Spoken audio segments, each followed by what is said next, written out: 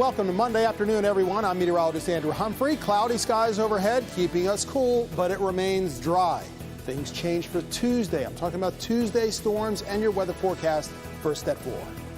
Also first at 4, activists taking claims of racial harassment a step further. Their new protests and how the company involved is fighting back today.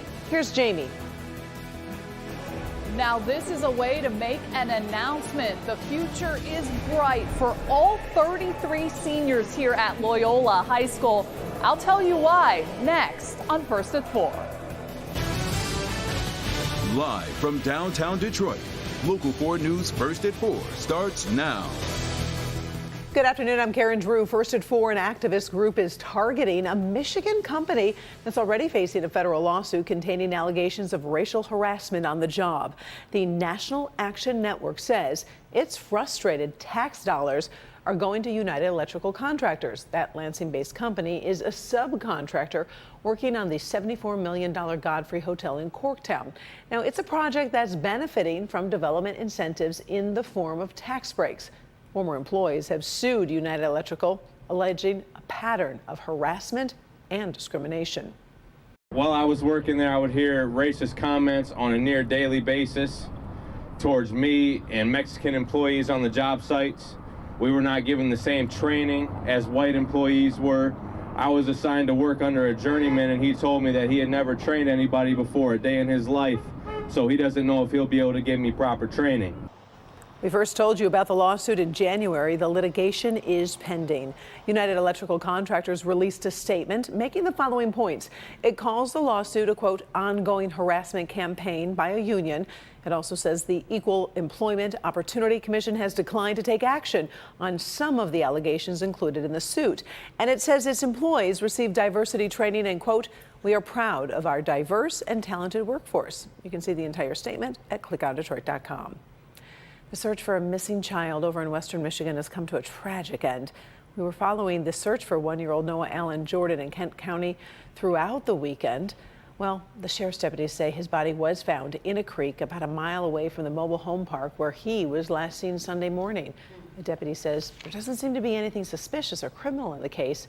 Of course, we're following the investigation. Automaker Stellantis has announced a major boost for its Canadian operations just over the border. We are talking about $2.8 billion American dollars that will pay for the transition to building hybrid and electric versions of several upcoming models. The company also says is building a 100,000 square foot battery testing lab in Windsor, creating 650 new jobs. The retooling of the Windsor plant is set to take place in 2023, followed by Ontario's plant in 2024. Both plants should be done by 2025.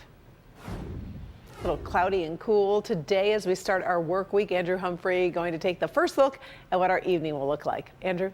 Thank you very much, Karen. And it still remains mostly cloudy and cool out there, but at least it is dry for the afternoon commute. 52 degrees over in Pontiac. May need a knit hat and maybe a sweater or a jacket in order to stay warm in Ann Arbor. 53 degrees there. A little bit milder over at City Airport and in Mount Clemens with temperatures of 57 apiece.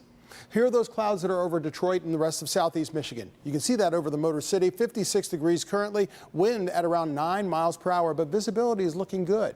Storm Tracker 4 shows and confirms not a drop of rain in sight, at least not here. But let me widen the view, show you what's on the way. Showers and thunderstorms down towards St. Louis, much of Missouri, and also the Great Plains. It is moving in our direction and gives us a chance of showers as early as tomorrow morning. So we'll talk about that, your full Tuesday and 7-day forecast in minutes. The United States sends another high-profile delegation to Europe, and there's more to come. Meantime, Russia claiming it's stepping up attacks on Ukraine and getting civilians out of Mariupol has proved to be a very slow process. Kimberly Gill tracking the very latest for us from the newsroom. Good afternoon, Kim. Hi, Karen. Good afternoon. Russia is claiming it hit 800 targets in Ukraine over 24 hours this weekend. It certainly seems as if hopes for any kind of ceasefire have evaporated so far. Ukrainian and Western officials say Moscow's troops are firing indiscriminately, taking a heavy toll on civilians, but still only making slow progress when it comes to taking territory. Today, House Speaker Nancy Pelosi met with the president of Poland. She was there with a half dozen other U.S. lawmakers to thank Poland for its support of Ukraine. Poland has seen the largest influx of Ukrainian refugees, taking in more than 3 million people since the war began back in February. Pelosi stopped in Poland after a top-secret meeting with Ukraine's president in Kyiv. Pelosi is vowing to back Ukraine, quote, until victory is won. Meanwhile, we're also tracking efforts to get civilians out of the war-torn city of Mariupol. The first 100 people who left the bombed-out steel plant included elderly women and mothers with children.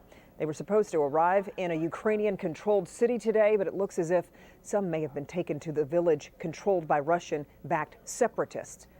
Some people have said they're afraid to leave the steel plant for fear they will be taken to Russia. The deputy mayor of Mariupol says high-level negotiations are still underway to get more people out of the city that's been absolutely devastated.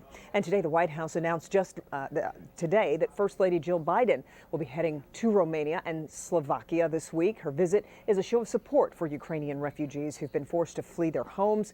She'll also meet with U.S. service members, humanitarian workers, as well as educators. So Karen will have a lot more on Ukraine when you join us for Local 4 News at 5. Until then, we'll send it back to you in the studio. Thank you, Kim. Yeah. Special grand jury has been selected and seated to investigate former President Donald Trump in Georgia. That jury will decide if Trump will face criminal charges for possible meddling in the 2020 presidential election. You may recall that phone call when the former president urged Georgia's Secretary of State to, quote, find him enough votes to overturn Joe Biden's victory. Well, the grand jury is expected to start taking testimony next month. Well, it is the time of year when high school seniors announce their college decisions. For more than a decade, every single graduate at Loyola High School in Detroit has gone on to higher education. As Jamie Edmonds shows us, Decision Day is done with great fanfare. It's College Decision Day here for all 33 seniors at Loyola High School. Come on, let's go to the party. Today is about acknowledging hard work.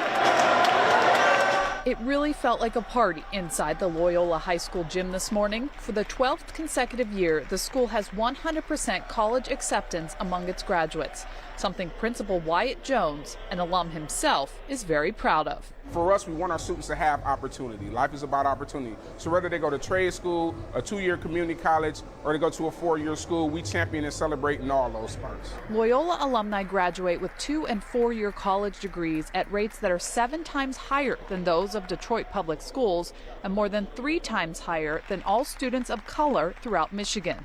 Jones says credit family involvement, the teachers, and the staff. The students, of course, stepped up and did their part, too. I'm very excited. It took a long time, a lot of hours, a lot of hard work. I'm just grateful to be here, grateful for all the opportunities I've been given, and grateful for Loyola for all they've done for me. Today was about celebrating that achievement. It began with some inspiration from the legend, George Blaha. Good morning, Bulldogs. This is an important day for all these young men. They're never going to forget this day. The presence of all their classmates and their teachers and school president Dave Smith and everybody else, they announced where they're going to go to college. Then one by one, all 33 young men were called up, given the stage, the microphone, and their moment. I'll take my time to Michigan State. I'm going to Columbia College Chicago, pursuing a BFA in acting. It's just a great opportunity, to be out here with, family and, celebrate the excitement of me going off to college. Joshua Nichols is heading to the University of Michigan, taking his academic and football talents to Ann Arbor. Well, that's what I'm most amped up for, so I leave June 1st to head up to campus. The future is bright for all of these young men. You can tell they're about to take this opportunity and run with it. In Detroit, Jamie Edmonds, Local 4. Ah, so cool. 100% accepted into more than 150 colleges and universities. Now that is one amazing statistic. Oh, and here's another one. More than $1 million has been offered to Loyola students in scholarships and grants.